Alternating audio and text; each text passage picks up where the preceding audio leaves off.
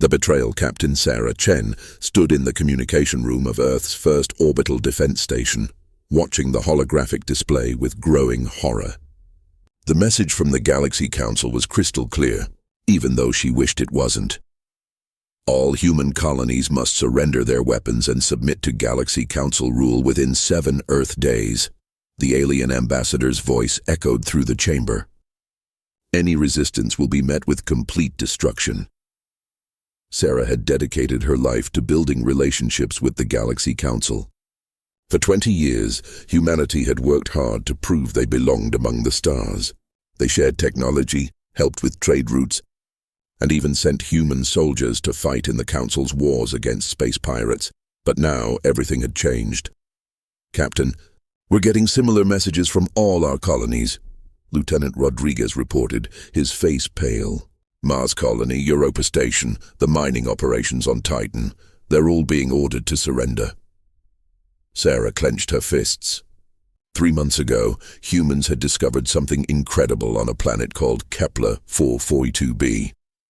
It wasn't just rare metals or new technology. They had found what scientists called quantum crystals, materials that could power ships faster than anything the Galaxy Council had ever seen. At first, the Council seemed happy about the discovery. They congratulated humanity and offered to help mine the crystals. But then, strange things started happening. Council ships began appearing near human colonies. Trade agreements suddenly became unfavorable to Earth. And now, this ultimatum. "They want our quantum crystals," Sarah realized aloud. "They never cared about us joining their council. They just wanted what we could give them." The door burst open, and Admiral Marcus Webb entered, his uniform wrinkled from rushing. "Chen, tell me you have good news." "Sir, it's worse than we thought," Sarah replied, pulling up star maps on the holographic display. "The Council isn't just demanding surrender. They've already moved battleships into position around our major colonies. If we refuse, they can attack within hours." Admiral Webb studied the display, his experienced eyes taking in the tactical situation. Humanity had built a decent space fleet over the past 2 decades, but they were vastly outnumbered. The Galaxy Council commanded thousands of ships from dozens of different alien species. "How many ships do they have pointed at us?" Webb asked. "Over 3,000, sir, including 12 of their Planet Killer-class vessels." Webb was quiet for a long moment. Sarah had served under him for 5 years, and she had never seen him look so grim. Finally, he spoke. "Get me a direct line to President Martinez on Earth and Sarah. Start sending coded messages to all human ships, colonies, and stations. Use Protocol 7. Sarah's eyes widened. Protocol 7 was humanity's most secret emergency plan. It had been developed years ago by a small group of military leaders who worried that joining the Galaxy Council might not work out. Most people didn't even know it existed. "Sir, are you sure?" "Protocol 7 means..." "It means we're on our own now," Webb finished.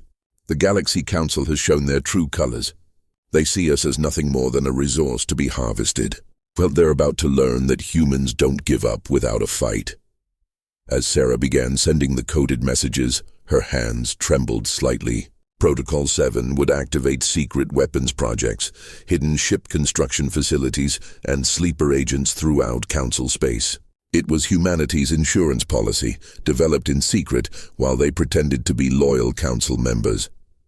But she wondered if it would be enough. On the main screen, more reports came in from human colonies. The Council had given them 7 days, but their ships were already in attack positions. Some colonies reported that Council forces were jamming their communications and preventing ships from leaving. "Captain," Lieutenant Rodriguez called out, "we're getting a priority message from the research station on Kepler 442b. Put it through." Dr. Elizabeth Park's face appeared on screen, her laboratory visible behind her. "Captain Chen, thank goodness. We're seeing Council ships approaching our system, but I have news that changes everything." Sarah leaned forward. "What is it, Doctor?" "The quantum crystals. They're not just power sources. We've discovered they can do something incredible. With the right configuration, they can create localized space-time distortions. Captain, these crystals can bend the laws of physics." Admiral Webb stepped into view of the camera. "Doctor, explain that in simple terms." "Sir, With these crystals, we can make our ships move faster than anything the Council has. We can create shields that their weapons can't penetrate. We can do things that should be impossible. Sarah felt a chill run down her spine. No wonder the Galaxy Council wanted to control humanity. If they got their hands on quantum crystal technology, no one in the galaxy could challenge their power. Doctor, how much time do you need to weaponize this technology? Webb asked. With the right resources? Maybe a few days. But Admiral, there's something else.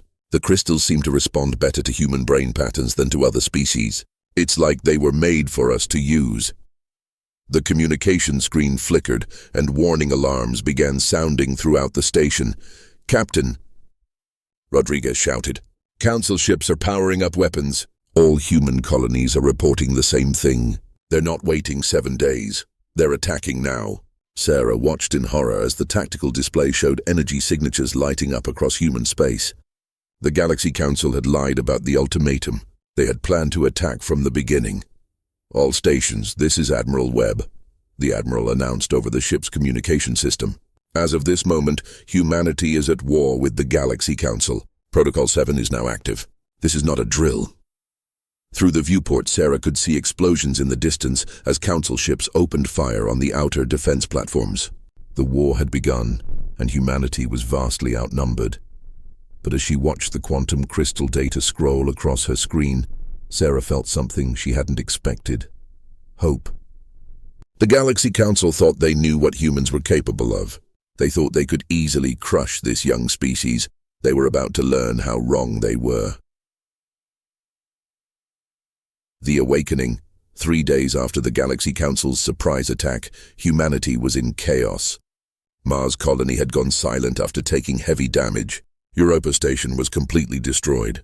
Of humanity's 37 space settlements, only 19 were still responding to communications. But something unexpected was happening. Commander Jake Harrison stood in the emergency command center that had been built deep underground on Earth. The poor room buzzed with activity as military officers coordinated humanity's response to the galactic war that had been forced upon them. Sir, we're getting reports from the surviving colonies, Captain Lisa Thompson announced. It's unusual. Harrison looked up from the tactical reports he was studying. Define unusual, Captain. The Council ships that attacked our settlements, many of them have stopped functioning. Our remaining colonies report that enemy vessels are just floating dead in space. Harrison frowned. That didn't make sense. The Galaxy Council had superior technology. Their ships were more advanced than anything humanity had built. Equipment failure? That's what we thought at first, but then we got this. Captain Thompson activated the main display screen. The image showed a human cargo ship called the New Horizon facing off against a massive Council battleship near the asteroid belt. This was recorded 6 hours ago, Thompson explained. The New Horizon was carrying quantum crystal samples from Kepler 442b back to Earth when the Council ship intercepted them. On screen, Harrison watched as the much smaller human vessel should have been instantly destroyed. Instead, something incredible happened. The New Horizon began glowing with a strange blue light. Energy seemed to flow around its hull like liquid electricity. The Council battleship fired its main weapons, beams of energy that could destroy an entire city. But when the weapons hit the New Horizon, the energy simply stopped. It was as if an invisible barrier surrounded the human ship. Then the New Horizon did something impossible. It fired a single beam of blue energy at the massive Council battleship. The alien vessel, which was 20 times larger, simply shut down. All its lights went out, and it began drifting helplessly through space. How is that possible? Harrison asked. We don't know, sir. But it's happening everywhere. Human ships carrying quantum crystals are somehow defeating much larger Council forces. Harrison studied the image. He had been a military officer for 30 years, and he had never seen anything like this. Get me Dr. Park at the Kepler research station, now. A few minutes later, Dr. Elizabeth Park's face appeared on the communication screen. Behind her, Harrison could see her laboratory was working at full capacity. Scientists and engineers were rushing around, building devices he didn't recognize. Doctor, I need to understand what's happening out there. Our ships are doing things that should be impossible. Dr. Park smiled, but there was something strange in her expression. Excitement mixed with fear.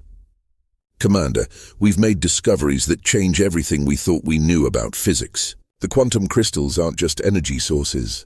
They're alive in a way. Alive? Doctor, I need simple explanations. The crystals respond to human thoughts and emotions. When our people are threatened, when they're fighting for their lives, the crystals somehow amplify human determination and turn it into actual physical force. Harrison stared at her. Are you telling me that these crystals are reading our minds? Not exactly reading, but responding. The stronger the human emotion, the more powerful the crystal's effect. Commander, I think that's why the Galaxy Council wanted to control us. They somehow knew what these crystals could do with humans. The communication was interrupted as alarms began sounding throughout the command center. Commander, shouted Lieutenant Colonel Davis from across the room. We have a massive council fleet approaching Earth. Over 800 ships, including 5 planet killers. Harrison felt his heart sink. Even with the quantum crystals, humanity couldn't fight that many ships. How long until they reach us? 2 hours, sir. Dr. Park's voice came through the speakers. Commander, I need to tell you something else. The crystals we've been experimenting with here, they're not individual stones. They're all connected, like parts of a single living network. And that network extends across the entire galaxy. What does that mean? It means that every quantum crystal in human hands is linked to every other crystal. If we can coordinate our response, if we can get humans throughout the galaxy to fight back at the same time, Harrison began to understand. The crystals will amplify all of human determination together. Exactly. Commander, I need you to send a message to every human in the galaxy. Tell them to fight back at exactly the same moment. Tell them to think about protecting their families, their homes, their future. The crystals will do the rest. Harrison looked around the command center. 2 hours until the largest space battle in human history would begin. Humanity was still vastly outnumbered, but for the first time since the war started, he felt hope. Captain Thompson, get me a direct line to every human ship, station and colony in the galaxy. Priority Alpha. Sir, the Council is jamming most communications. Then use the quantum crystal network. Dr. Park, can the crystals carry messages? Dr. Park nodded. They can carry thoughts, emotions, even complex information. Every human touching a quantum crystal right now can communicate with every other human doing the same. Harrison closed his eyes and placed his hand on the small quantum crystal sample that had been brought to the command center. Immediately he felt something incredible. He could sense other humans across the galaxy, frightened colonists hiding from council ships, brave pilots preparing for hopeless battles, families holding each other as enemy vessels approached their homes. But he could also feel something else: determination. Even in their fear, humans were not giving up. They were ready to fight. This is Commander Harrison of Earth Defense Command, he said aloud, knowing that his words would be carried by the crystals to every human in the galaxy. In 1 hour and 57 minutes we make our stand. Not just for Earth, but for every human world. The Galaxy Council thought they could treat us like slaves. They were wrong. Through the crystal network, he felt responses from across human space. Pilots acknowledging orders, colonists preparing to defend their homes, scientists and engineers working frantically to complete weapons they had only dreamed of building. Today, we show the galaxy what humans are really capable of, Harrison continued. Today we fight as one people, with one voice, with one determination. And today, we win. As he spoke, Harrison could feel the quantum crystals throughout the galaxy responding. They pulsed with blue light in perfect synchronization, linking human minds across impossible distances. The Galaxy Council had made a terrible mistake. They had united humanity not through friendship or trade agreements, but through shared danger and the determination to survive. In less than 2 hours, they would learn the price of that mistake. The one command, the moment had arrived. Commander Harrison stood in the underground command center, his hand still touching the quantum crystal that connected him to every human in the galaxy. Through the crystal network, he could feel the fear, anger, and determination of millions of his fellow humans. Commander, the Council fleet has arrived, Captain Thompson reported. They're taking positions around Earth. We count 837 ships. On the main screen, the sight was terrifying. Council vessels filled the space around Earth like a swarm of metal insects. The planet looked tiny and defenseless beneath the massive alien fleet. "Sir, they're sending a message," Lieutenant Rodriguez announced. The screen changed to show the familiar figure of Supreme Council leader Zaxthor, a tall alien with purple skin and 4 arms. His voice was cold and emotionless. "Humans of Earth, your resistance is futile. Surrender now, and we will allow some of you to live as slaves. Continue to fight, and we will destroy your entire species." Harrison looked around the command center. Every human present was touching a quantum crystal, maintaining the network connection. Through that connection, he could feel humans on other worlds in hidden bases, aboard ships scattered throughout the galaxy. They were all waiting for his command. "Open a channel to the Council fleet," Harrison ordered. Captain Thompson looked surprised. "Sir, do it." A moment later, Harrison was looking at Supreme Leader Zaxthor's surprised face. The alien leader clearly hadn't expected humanity to respond. "You want to surrender?" Zaxthor asked with what passed for a smile among his species. "No," Harrison replied calmly. "I want to give you one chance to leave. Pack up your ships and go home. Forget about humanity and our quantum crystals. Live in peace." The alien leader made a sound that was probably laughter. "You are outnumbered 1,000 to 1, human. Your largest weapons cannot penetrate our shields. What could you possibly do to threaten us?" Harrison smiled. Through the quantum crystal network, he could feel Dr. Park and her team on Kepler 442b.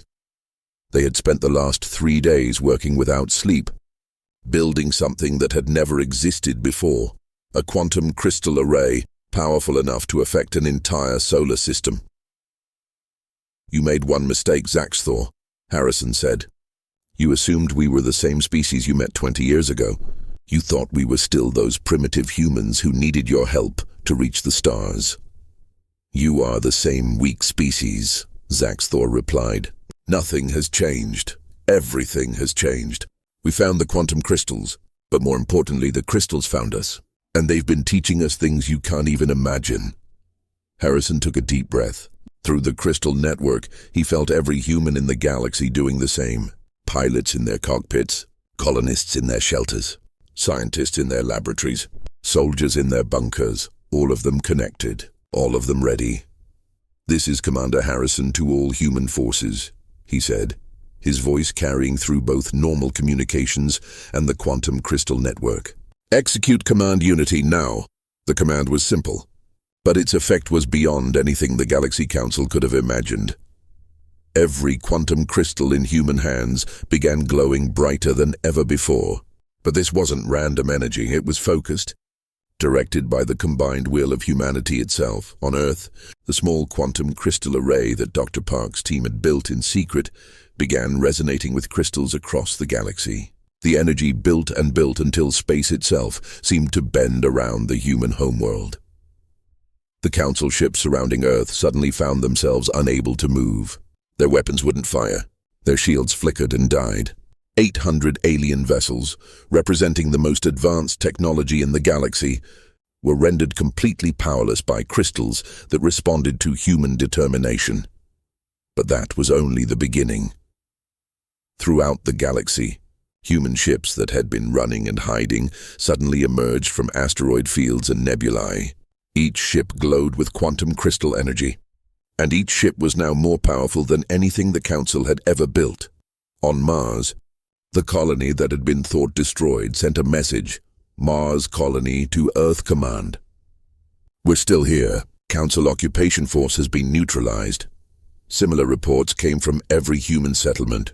Europa Station, which had been completely destroyed, was somehow rebuilding itself using quantum crystal energy. Mining operations that had been abandoned were coming back online with defenses that made them stronger than military bases.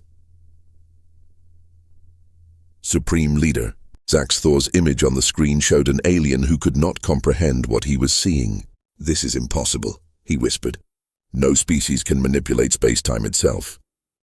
"You're right," Harrison replied. "No single species can do this, but we're not alone anymore. The quantum crystals aren't just tools, they're partners. And together, we've become something new. Through the crystal network, Harrison felt Dr. Park's excitement as she monitored the reaction from Kepler 442b. The quantum crystal deposits on that world were responding to the unified human will, sending waves of energy across the entire galaxy. "Commander," Dr. Park's voice came through both normal communications and the crystal link. "The energy readings are off the scale. The crystals are creating a field that extends beyond our solar system. Any council ship within 50 light-years of a human settlement is losing power." Harrison looked at Zaxthor's image. The alien leader was receiving reports from his own forces, and the panic in his four eyes was unmistakable. "Here's what's going to happen," Harrison told him. "Your ships are going to leave human space. All of them. You're going to return to your council worlds and tell them that humanity is no longer available for conquest." "You cannot maintain this energy forever," Zaxthor protested. "When your crystals run out of power—" "They're not running out of power," Harrison interrupted. "They're getting stronger. Every moment we stay united, every moment we fight together, the crystals become more responsive to human will. And Zaxthor, humans are very, very determined." As if to prove his point, reports began coming in from across the galaxy. Human exploration ships that had been thought lost were reappearing, powered by quantum crystals and crewed by humans who had survived impossible odds. Mining stations were reporting the discovery of new crystal deposits. Even humans who had never seen a quantum crystal were somehow connecting to the network through sheer force of will. Supreme Leader Zaxthor looked at his tactical displays, then back at Harrison. His advanced alien technology was telling him something he couldn't accept. Humanity had become the most powerful force in the galaxy in a matter of hours. "This is not over." "Human," he said finally. Harrison shook his head. "No, it's not. But it's over for you. Take your ships and leave. Don't come back." The screen went dark as Zaxthor cut the connection. But through the quantum crystal network, Harrison could feel what happened next. One by one, council ships around Earth began powering down their weapons. Their engines came back online, but only enough to move them away from human space. The Galaxy Council's invasion fleet, the largest military force ever assembled, was retreating from a species they had thought weak and primitive. Command unity had worked. Humanity was free, but Harrison knew this was only the beginning. The Galaxy Council wouldn't give up easily, and there were other threats in the galaxy. However, humans were no longer alone. They had the quantum crystals, and they had each other. Through the crystal network, he felt the determination of every human in the galaxy. They would never again be victims. They had found their strength, and they would use it to protect not just themselves, but any species that needed help. The age of human expansion was about to begin. The dangerous war 6 months had passed since Command Unity forced the Galaxy Council to retreat, but peace was not what followed. Admiral Sarah Chen, now promoted to lead humanity's new quantum fleet, stood on the bridge of the UES Defiance, the first ship built entirely with quantum crystal technology. Through the viewports, she could see something that made her stomach turn. The remains of Altair colony. "Report," she ordered Captain Rodriguez, who now served as her tactical officer. 40,000 colonists, Rodriguez said quietly. All dead. The colony's quantum crystal array was destroyed first, then they hit the settlements with biological weapons. Sarah closed her eyes. Altair had been one of humanity's success stories, a peaceful farming colony that supplied food to nearby systems. Now it was a graveyard. "This is the 7th human settlement attacked in the past month," she said. "The Council isn't trying to reconquer us. They're trying to exterminate us." The war had evolved into something darker than anyone had expected. After their humiliating defeat at Earth, the Galaxy Council had changed tactics. Instead of massive fleet battles, they were using stealth ships and assassins to attack human colonies. They destroyed quantum crystal arrays first, cutting settlements off from the network, then eliminated every human they could find. "Admiral," came Dr. Park's voice through the quantum crystal communication system. We're getting reports from our deep space scouts. Council forces are using something new, ships that seem immune to quantum crystal effects. Sarah touched the command crystal built into her captain's chair, connecting her to the network. Immediately, she could feel the fear and anger of humans across the galaxy. Every attack made the network stronger, but it also made humans more desperate. "Show me," she ordered. The main screen displayed sensor readings from the outer rim of human space. 3 council ships were approaching New Haven Colony, but these vessels looked different. They had a strange metallic coating that seemed to absorb light, and energy readings suggested they carried technology humanity had never seen before. "They're not responding to quantum crystal interference," reported Lieutenant Commander Kim from the sensor station. "It's like they're shielded against our abilities." Sarah felt a chill run through her. If the Council had found a way to counter quantum crystals, humanity's advantage would disappear. "How long until they reach New Haven?" 4 hours, Admiral. Set course for New Haven maximum speed." The Defiance leaped forward, its quantum crystal engines bending space-time to achieve incredible velocity. But even traveling faster than anything the Council had ever built, Sarah knew they might not arrive in time. Through the crystal network, she could feel the fear of New Haven's 25,000 colonists. They had received warning of the approaching ships and were preparing to evacuate, but there was nowhere to run. "Admiral," Dr. Park's voice came through the network again. "I'm detecting something strange. The ships approaching New Haven, they're not just Council vessels. They're carrying something else." "Explain." "The energy signatures suggest they have some kind of quantum dampening field, but it's not Council technology." "Admiral, I think they've allied with someone else." Sarah's blood ran cold. The Galaxy Council controlled dozens of alien species, but they had always been arrogant about their technological superiority. If they had allied with another power, it meant they were more desperate than humanity had realized. "This is Admiral Chen to all human forces in Sector 7, she announced. "Converge on New Haven Colony immediately. We have a new threat." But as the Defiance raced through space, Sarah began receiving reports that made the situation even worse. The strange Council ships weren't alone. Across human space, similar vessels were appearing near colonies and outposts. This wasn't a single attack. It was a coordinated assault designed to test humanity's new defenses. "Admiral, we're receiving a transmission from one of the approaching ships," Rodriguez reported. "Put it through." The screen showed a figure that made Sarah's heart skip a beat. It wasn't Supreme Leader Zaxthor or any other Council species she recognized. Instead, she was looking at something that appeared almost human, but wrong in subtle ways. Its features were too perfect, its eyes too bright, its smile too wide. "Greetings, humans," the being said in perfect English. "I am Ambassador Caney of the Synthetic Collective. We have come to offer you a choice." Sarah had heard rumors of the Synthetic Collective. Artificial beings from beyond the galaxy's edge who had supposedly transcended biological limitations. Most people thought they were a myth. "What kind of choice?" she asked. "Your quantum crystals are impressive, but they are limited by your biological nature. We offer you perfection, the chance to upload your consciousness into synthetic bodies that cannot die, cannot suffer, and cannot be defeated." "And if we refuse?" Ambassador Caney's smile grew wider. "Then you will be eliminated as a threat to galactic peace. The Galaxy Council has wisely allied with us to contain your dangerous expansion." Sarah understood now. The Council hadn't just found new technology, they had made a deal with beings who saw all biological life as inferior. "You're not offering us a choice. You're offering us slavery or death." "We prefer to call it evolution or extinction," Caney replied. "You have 1 hour to decide.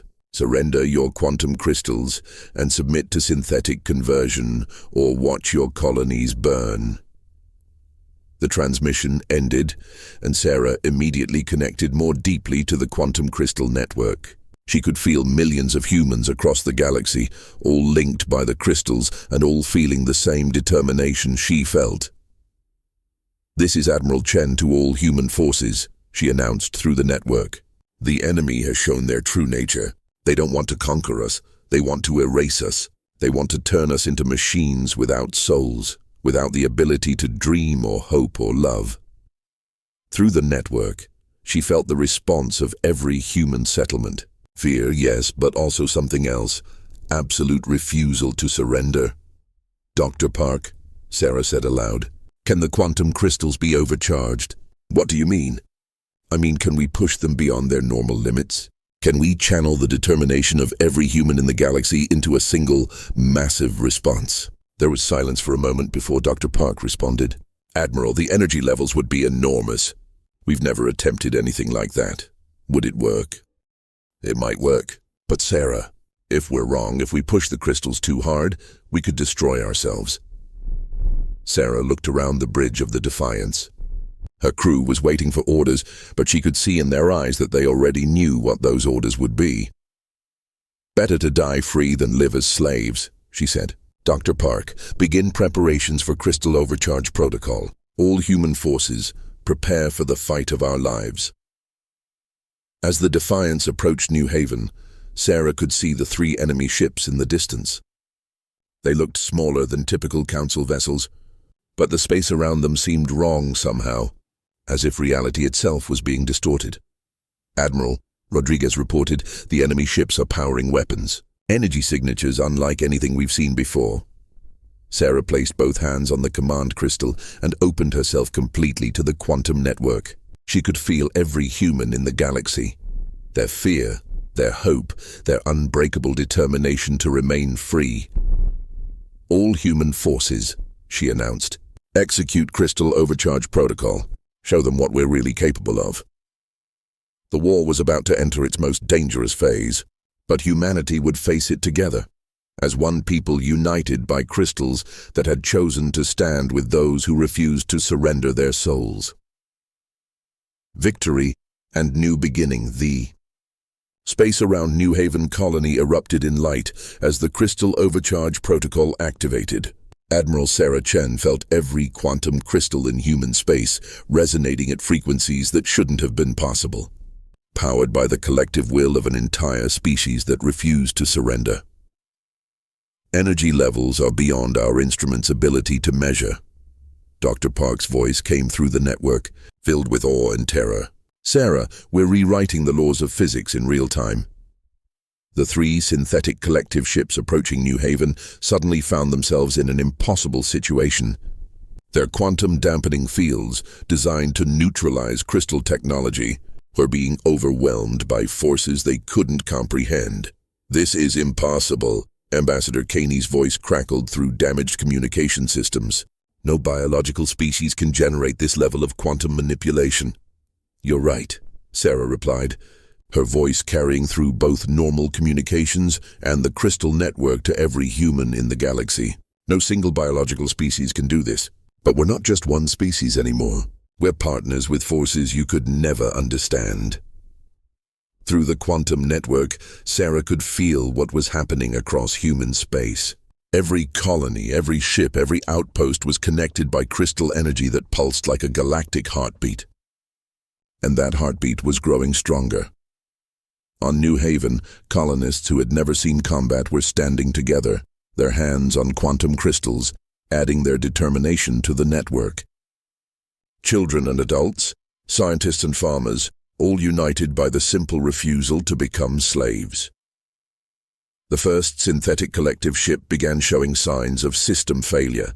Its perfect metal hull started to crack as quantum energy interfered with its artificial consciousness. "Admiral," Rodriguez reported, "the enemy ships are trying to retreat." "Don't let them," Sarah ordered. "If even one escapes, they'll return with a larger fleet." But the synthetic collective vessels couldn't retreat. The quantum field generated by human determination was expanding, creating a bubble of altered space-time that trapped them. Their advanced technology, designed to be superior to any biological creation, was helpless against the combined will of humanity. "This is Admiral Chen to Ambassador Kaney," Sarah announced. "You offered us a choice between slavery and death. Now we're offering you one.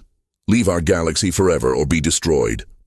"We are immortal," Kaney replied, his voice distorting as his ship's systems failed. "We cannot be truly destroyed." "Maybe not," Sarah admitted. but you can be scattered across the quantum foam until the heat death of the universe. Your choice. Through the crystal network, she felt Dr. Park's excitement. Admiral, the quantum resonance is creating permanent changes in space-time around our settlements.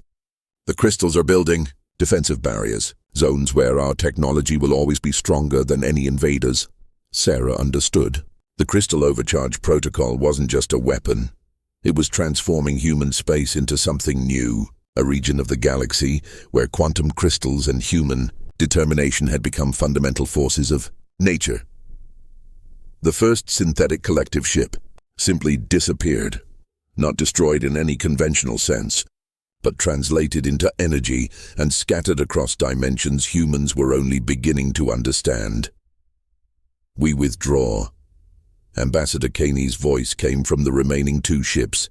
But this is not over. The synthetic collective has existed for millions of years. We will find a way to counter your abilities. No, Sarah replied calmly. You won't, because you still don't understand what we really are. She opened herself completely to the quantum network, letting her consciousness merge temporarily with the collective human will. In that moment, she could see the truth that the synthetic collective couldn't comprehend. Humanity hadn't just found quantum crystals. They had formed a symbiotic relationship with them. The crystals were ancient, older than any known species, and they had been waiting for a biological race capable of true partnership. Not domination, not slavery, but cooperation between organic consciousness and quantum forces. The crystals chose us, Sarah continued, not because we were the strongest or the most advanced, but because we were willing to grow, to change, to become something more than we were. You synthetics rejected growth when you abandoned your biological origins. The Galaxy Council rejected it when they decided conquest was more important than cooperation. The second enemy ship began breaking apart as quantum forces disrupted its artificial neural networks. Its crew of synthetic beings found themselves unable to process the concept of willing partnership with forces beyond their control. But we embraced growth, Sarah finished. And that's why you'll never defeat us. The third and final synthetic collective ship attempted one last desperate attack, firing weapons that could destroy planets. But the quantum field around New Haven simply absorbed the energy and converted it into more crystal resonance. Impossible, Kaney whispered as his ship began to disintegrate. We are perfection itself. No, Sarah replied. Perfection is the end of growth, and humans never stop growing. The last enemy ship vanished into quantum foam, and the immediate threat was over. But across the galaxy, the effects of the crystal overcharge protocol were just beginning. Admiral, came reports from human settlements everywhere. The crystal fields are expanding. Our technology is becoming more powerful every hour. And there's something else, Dr. Park added. We're receiving communications from other species, races that the Galaxy Council had conquered or enslaved. They're asking for help, Sarah smiled. The war with the Galaxy Council and their synthetic allies had ended, but humanity's real mission was just beginning. They had become protectors of freedom in a galaxy dominated by those who preferred control. Dr. Park, begin setting up quantum crystal arrays in the territories of any species that requests our help. But not to control them, to partner with them. Let them choose their own path. Admiral, Rodriguez interrupted. We're receiving a priority transmission from Earth. The screen showed Commander Harrison, still in the underground command center but no longer looking grim. Behind him, Sarah could see celebration as reports of victory came in from across human space. Admiral Chen, the Galaxy Council has formally requested a peace treaty. They're offering to recognize human independence and sovereignty over all our settled worlds. Sarah almost laughed. Tell them we accept their recognition, but we don't need their permission. Humanity is no longer part of their galaxy. We're creating our own. Through the quantum crystal network, she could feel the agreement of every human in space. They had started this war as a young species begging for acceptance. They were ending it as the founders of a new kind of galactic civilization. Commander Harrison, prepare for Phase 2. It's time to help other species find their own quantum crystals. The galaxy is about to become a much more interesting place. As the UES Defiant set course for Earth, Sarah could feel the quantum crystals throughout human space pulsing in harmony. They had found their partners among the stars, and together they would build something the galaxy had never seen. A civilization based on cooperation rather than conquest, growth rather than perfection, and hope rather than fear. The Galaxy Council had betrayed humanity, thinking they were dealing with primitives. But in trying to crush the human spirit, they had awakened something far more powerful than they could have imagined. The new galaxy 1 year after the end of the Quantum War, the galaxy was unrecognizable. Admiral Sarah Chen stood in the observation deck of Unity Station, a massive space facility built around a natural quantum crystal formation in what was once neutral space. Through the transparent walls, she could see ships from dozens of different species, many that had never worked together before the war. "Admiral," came a familiar voice behind her. Dr. Elizabeth Park approached, but she looked different now. All humans who worked closely with quantum crystals had begun to change subtly. Their eyes held flecks of the same blue light that emanated from the crystals, and they seemed to possess an intuitive understanding of forces that science was only beginning to explain. "The Altarian delegation has arrived," Dr. Park continued. "They're ready to sign the Quantum Partnership Agreement." Sarah nodded. The Altarians were a peaceful species that the Galaxy Council had enslaved for over 2 centuries, forcing them to mine dangerous materials on toxic worlds. When human quantum fields had reached their territory, breaking the Council's control systems, they had been among the first to ask for help. Now they were free, governing themselves with the support of quantum crystal technology that responded to their own unique form of consciousness. "How many species does that make?" Sarah asked. 47 confirmed partnerships with another 30 in negotiation. "Sarah, we've helped free more species in 1 year than the Galaxy Council conquered in the past 50. Through the quantum network, Sarah could feel the truth of that statement. Across the galaxy, races that had been slaves were learning to use crystal technology to defend themselves. Species that had hidden in fear were emerging to join the growing alliance of free worlds. But the most amazing change was in humanity itself. "Dr. Park, show me the latest reports from our deep space explorers. The wall display activated," showing a map of the galaxy that would have been impossible a year ago. Human ships, working in partnership with quantum crystals and allied species, had explored further into space than anyone had ever traveled. They had found ancient ruins, new forms of life, and most importantly, more quantum crystal formations. "The crystals aren't just scattered randomly," Dr. Park explained. "They form a network that extends beyond our galaxy. Sarah, we think they might be connected to crystal networks in other galaxies entirely." "You're saying the crystals are universal?" "We're saying they might be the universe's way of helping consciousness evolve. Every species that forms a true partnership with them becomes something more than they were before." Sarah touched the small crystal pendant she now wore, feeling the familiar tingle of connection to humanity's collective consciousness. But lately, she had been sensing something else through the network. Other minds, alien but somehow familiar, reaching out from distant star systems. "Dr. Park, what about the Galaxy Council? Any word from their territory?" "That's complicated. Supreme Leader Zaxthor was overthrown 3 months ago. The Council is fragmenting as member species realize they don't need to stay in an alliance built on fear and control. Some are requesting to join our partnership network." Sarah smiled. "And the Synthetic Collective?" "No sign of them since the battle at New Haven. But Admiral, our long-range sensors have detected something interesting. There are quantum signatures coming from beyond the galactic rim." "Big ones? More synthetics?" "We don't think so.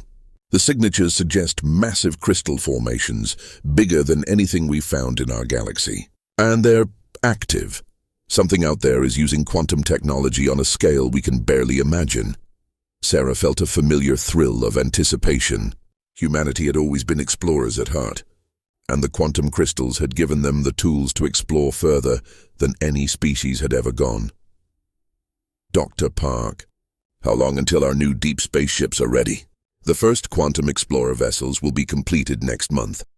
They're designed for intergalactic travel, with crystal arrays powerful enough to maintain network connection across impossible distances.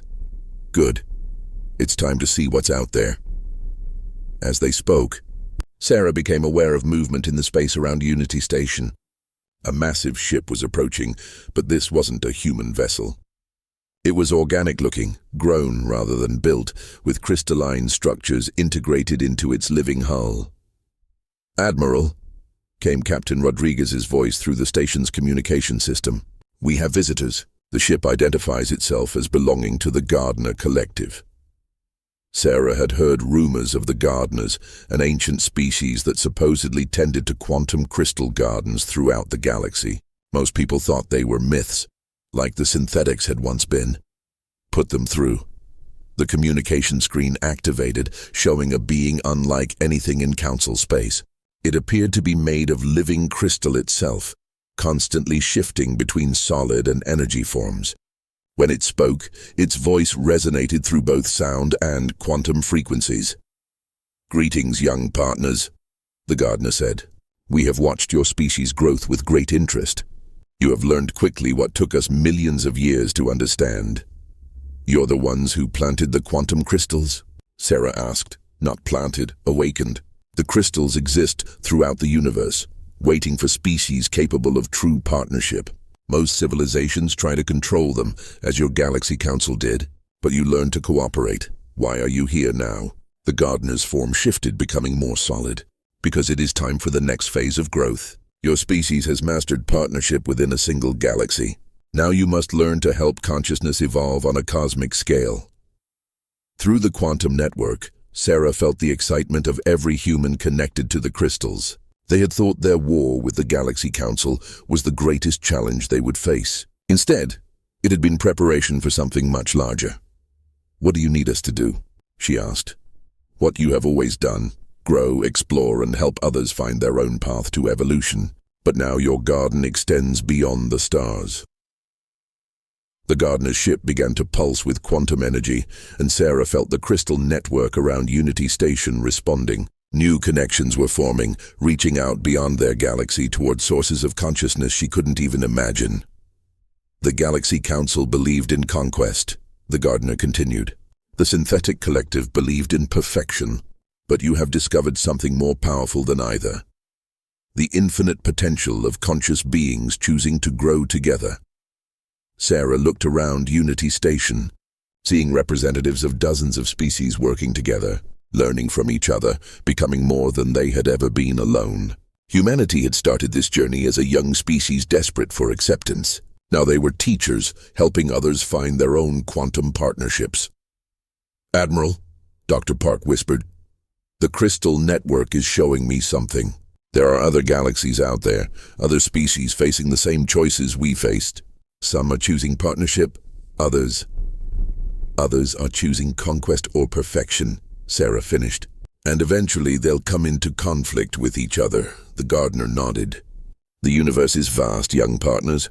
There is room for many different forms of consciousness to grow, but some forms cannot coexist. The time of choosing sides approaches on a cosmic scale."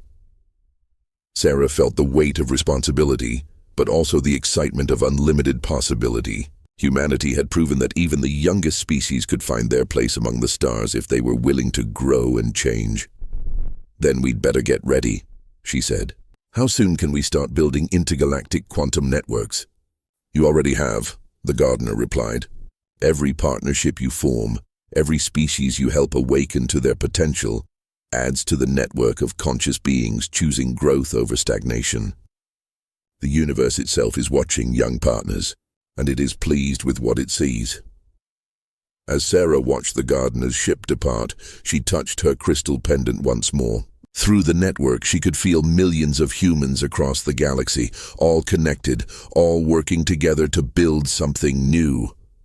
The Galaxy Council had betrayed them, thinking they were weak. The Synthetic Collective had attacked them, thinking they were primitive.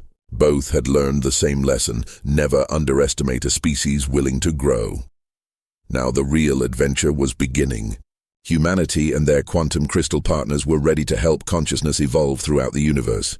The galaxy that had once seemed so vast and dangerous now felt like home, and somewhere beyond the stars, other young species were just beginning to discover their own quantum crystals. Wondering if they were alone in the universe, they weren't alone. Help was coming. The age of cosmic partnership had begun.